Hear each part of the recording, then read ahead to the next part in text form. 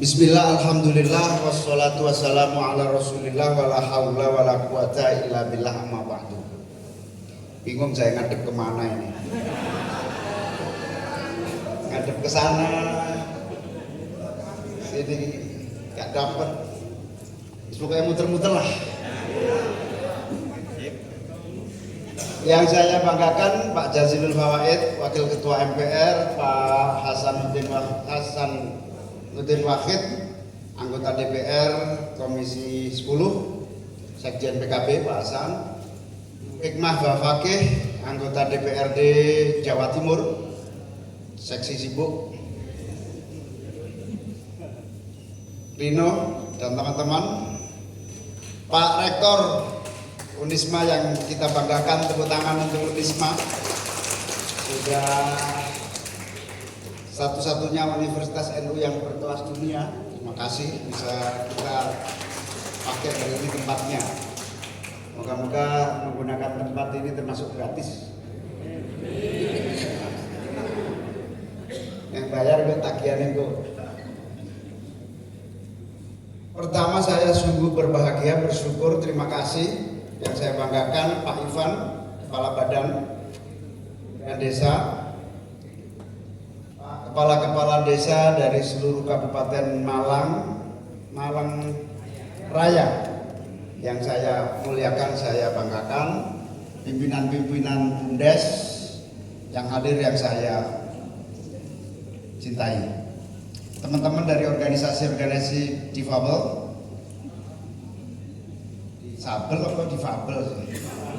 difabel, ada Persama, ada Rumah Kreatif Disabilitas, ada DMI, Disabilitas Motor Indonesia. Tepuk tangan untuk teman-teman yang hadir dari berbagai organisasi ini. Tidak panjang, saya ingin menyampaikan soal 5 miliar ini karena hari ini saya ingin mengajak para kepala desa untuk berkomitmen menjaga momentum, kesempatan, kepercayaan publik, kepercayaan para pemimpin bangsa ini kepada kepala desa yang sejak 6 tahun terakhir ini sudah terbukti amanah menjalankan dan melaksanakan anggaran desa dengan selamat dan sukses. Hari ini tidak ada satupun pimpinan nasional yang gak percaya dan bangga. Semuanya bangga dan percaya. Karena terbukti selama pengalaman 6 tahun sejak undang-undang desa kita jalankan, ternyata semuanya amanah, lancar dan sukses. Bahkan kemajuan desa bergeliat, bukan hanya diakui Indonesia, diakui dunia. 6 tahun, hanya 6 tahun. Nah, saya ini persis ketika menyusun undang-undang ini, saya ikut mengawal bersama Wapres Budiono waktu itu. Diingatkan terus oleh Pak Wapres, Pak Muhaimin tolong dijagain, jangan sampai matok APBN, jangan sampai seperti dana pendidikan 20%, nanti dana desa 20% juga, kesehatan 20%, lama-lama kentekan APBN. Itu pesannya Pak Budiono.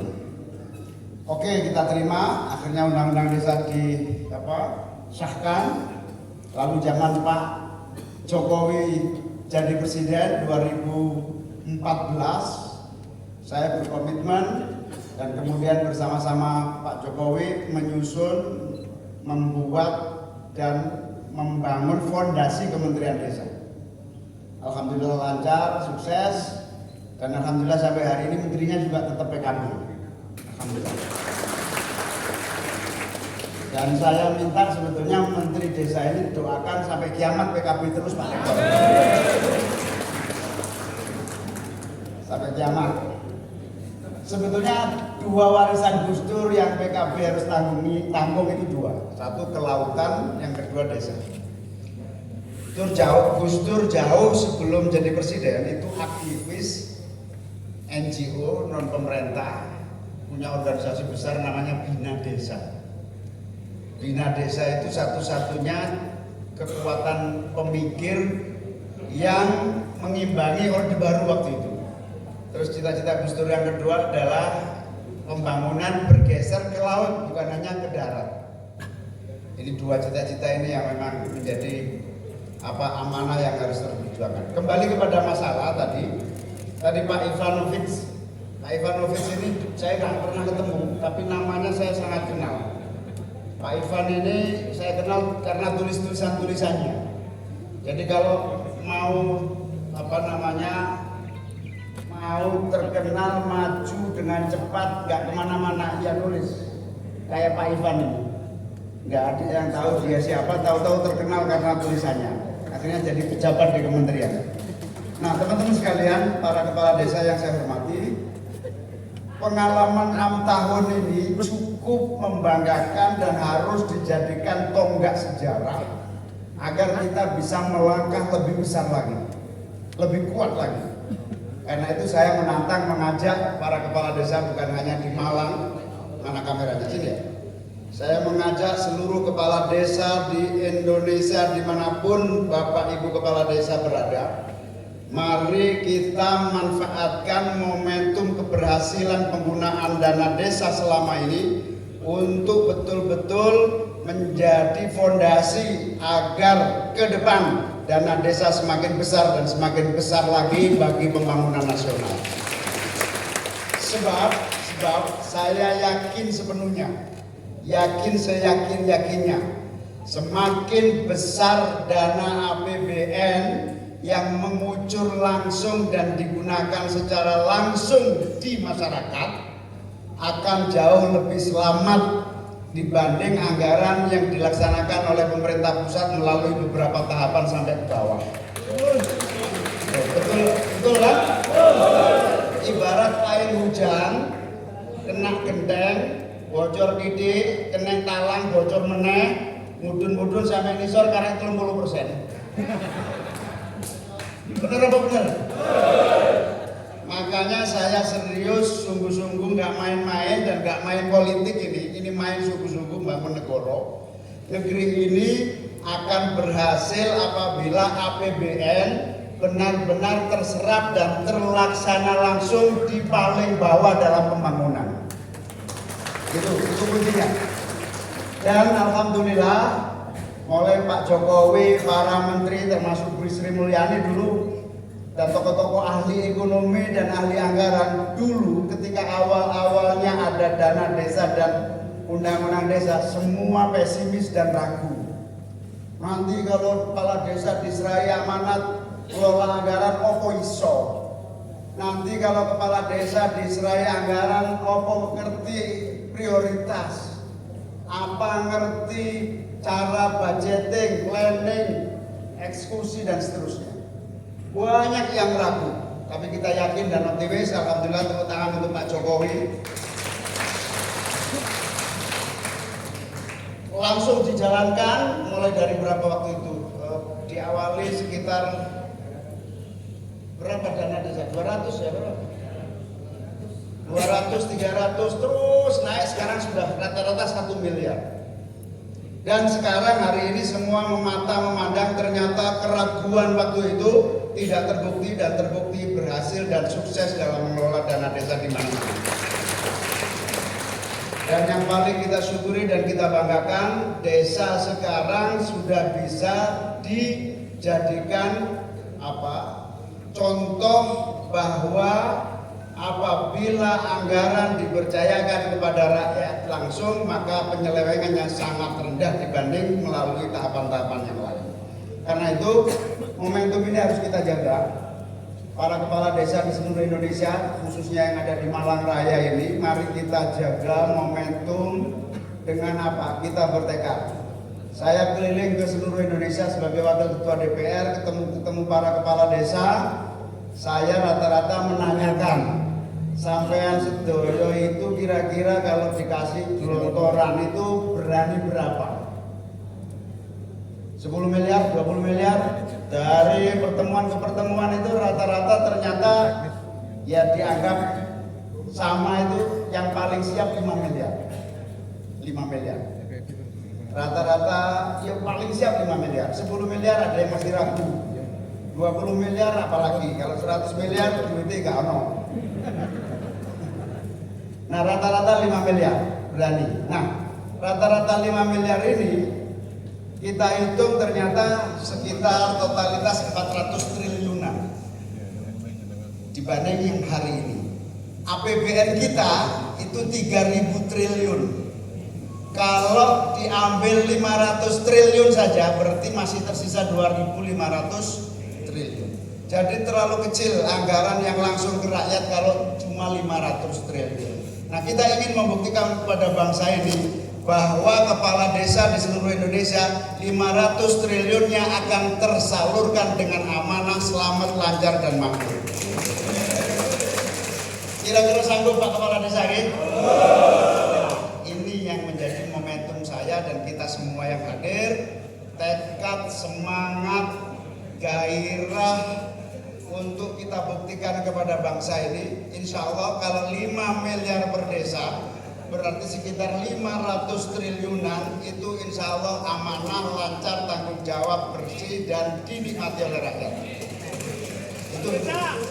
Kalau itu terlaksana nanti 2024 sampai 2029 berarti begitu masuk 2029 kita 1.000 triliun pun bisa kita laksanakan di desa. Gak usah kakek rewel lewat genteng, talang, kesuwen, langsung nang desa langsung dinikmati oleh rakyat. Ini sungguh-sungguh, ini bukan kecap, ini bukan mimpi, karena ternyata bangsa kita itu harus punya keberanian merubah, keberanian berinovasi. Saya sendiri menjadi saksi sejarah.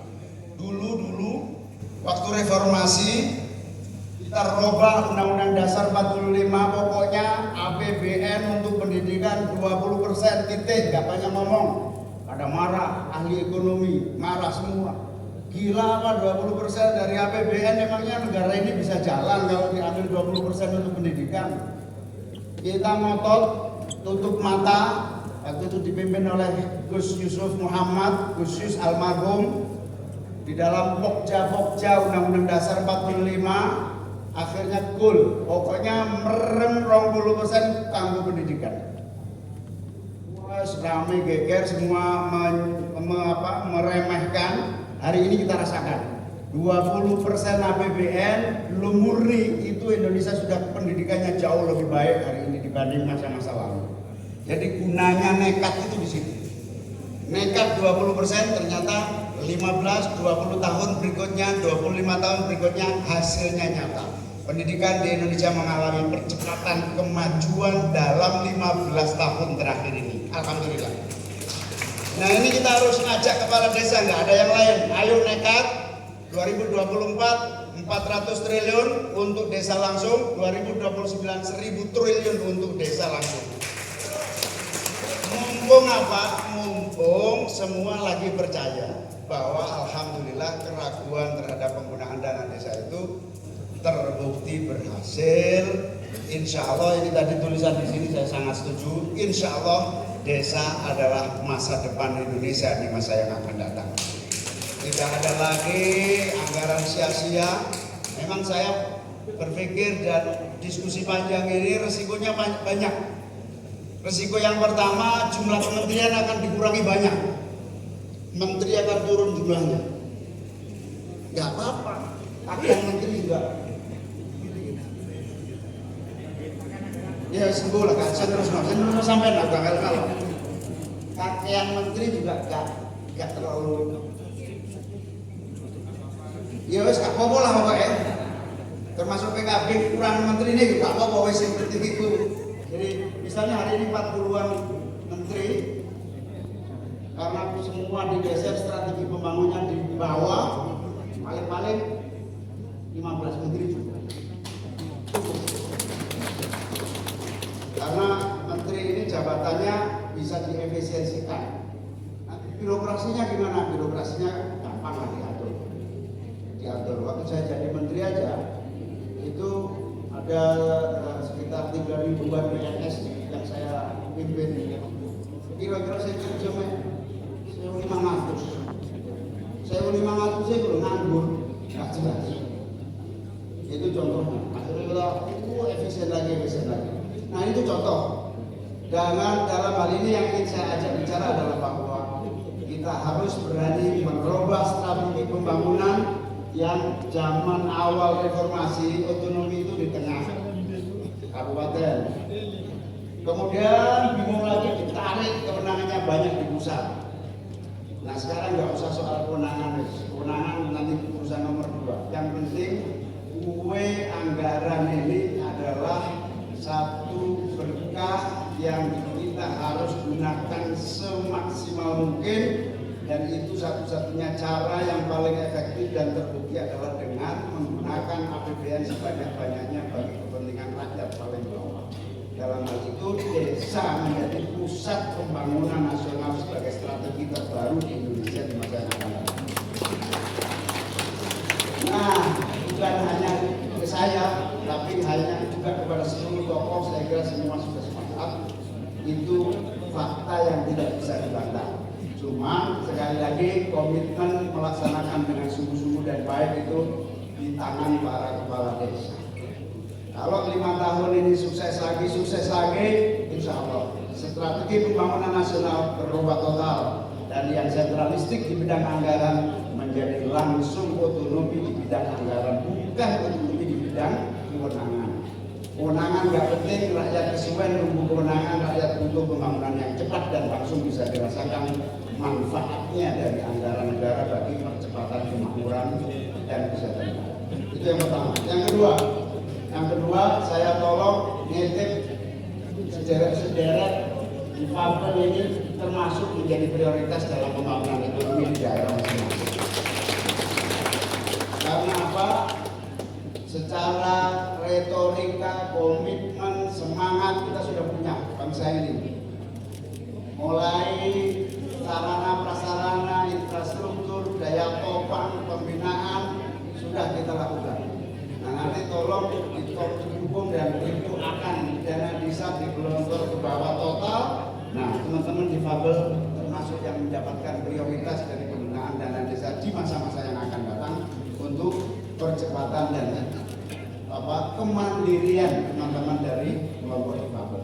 Juga prioritas-prioritas yang ada, memang masih akan ada beberapa persoalan misalnya rembuk desa, cara merancang pembangunan desa, persoalannya sejauh mana titik temu antara partisipasi dan kebijakan kepala desa, sejauh mana aturan-aturan menjadi efektif dan tidak salah sasaran dan seterusnya. Tapi saya yakin bangsa ini telah berhasil dan bangsa ini akan membuktikan berhasil lagi dalam mengelola keuangan yang dimilikinya. Yang ketiga, saya sangat berharap bahwa pembangunan terus-menerus kita evaluasi cara kerjanya. Apapun, kita harus menerima kekurangan, kesalahan untuk kita perbaiki. Apapun, pembangunan yang paling cepat adalah pembangunan yang melibatkan jajaran paling bawah di dalam memastikan. Termasuk ini yang paling terakhir, saya mohon kepada kepala desa memiliki dan mempertanggungjawabkan data yang akurat seluruh keadaan rakyat ini. Karena saya di DPR bersama Kementerian Sosial, bersama Kementerian Dalam Negeri, bersama Kementerian Agama, ngurus data yang tepat itu nggak pernah benar, nggak pernah cocok. Maka banyak yang dapat bantuan dari pusat di bawah sudah berubah. Nah yang tahu data desa itu ya kepala desa. Saya mengusulkan suatu hari data tunggal nasional adalah data yang benar-benar real berdasarkan kepala desa yang sudah memiliki kemampuan dan tanggung jawab. Yang butuh bantuan ya benar-benar membutuhkan. Yang sudah tidak membutuhkan ya benar-benar yang sudah tidak membutuhkan. Yang butuh pemberdayaan betul-betul data-data akurat ini. Satu-satunya sumber yang akurat adalah ini bisa masuk DRP. Ini bisa terwujud apabila juga ada komitmen dari seluruh kepala desa, hanya di Malang Raya, tetapi di seluruh Indonesia. Mulai sekarang para kepala desa juga harus ahli dan mumpuni menyediakan data-data yang akurat bagi rakyatnya untuk menjadi keputusan policy di tingkat nasional, sehingga strategi pembangunan kita tidak akan pernah salah. Seluruh strategi pembangunan tepat sasaran instan dan sesuai dengan harapan yang dibutuhkan oleh rakyat kita semua. Itu masukan dan harapan dari saya. Sekali lagi saya hadir di sini mengajak kita semua untuk berkomitmen menjaga keberhasilan ini menuju Indonesia makmur dan sejahtera. Assalamualaikum warahmatullahi wabarakatuh. Waalaikumsalam. Terima kasih Gus Muhaimin. Jadi kalau kita